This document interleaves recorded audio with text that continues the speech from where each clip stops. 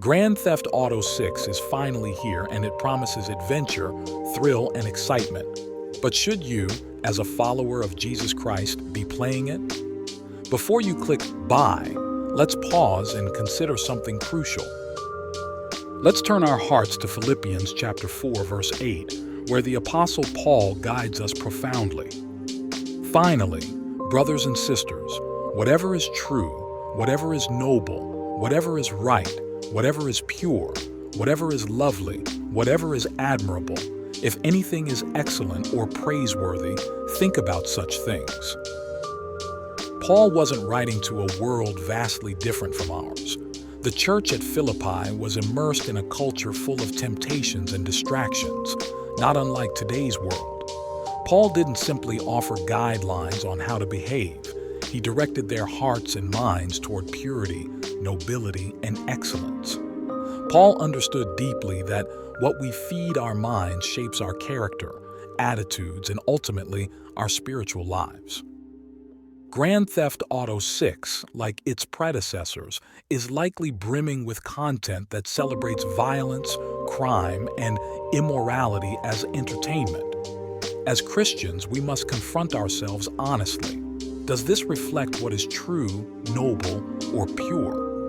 When we fill our minds and hearts with scenes of crime and violence, we're not just entertaining ourselves, we're subtly shifting our hearts away from God's calling for holiness. Understand this clearly. Entertainment is not inherently evil, but as Christians called to reflect Christ's purity and righteousness, we must intentionally consider what we allow into our lives. The media we consume inevitably shapes our values, our decisions, and our walk with Jesus. The real question today is, are we willing to guard our hearts fiercely enough to preserve the holiness Christ calls us to embody? Some might say, it's just a game. But if we pause honestly, can we say that exposure to violence, greed, lust, and lawlessness glorifies God or brings us closer to Jesus Christ? Paul clearly says, think about such things, things worthy of praise, things aligned with the character of Christ. This isn't about restricting freedom. It's about living the abundant life God desires for us, a life marked by purity, purpose, and peace. Imagine your spiritual life as a garden. What you plant and cultivate there will either bloom into beauty or be overrun by weeds. GTA 6 might promise excitement, but will it nourish or poison your spiritual garden? Will it lead you toward or away from Christ?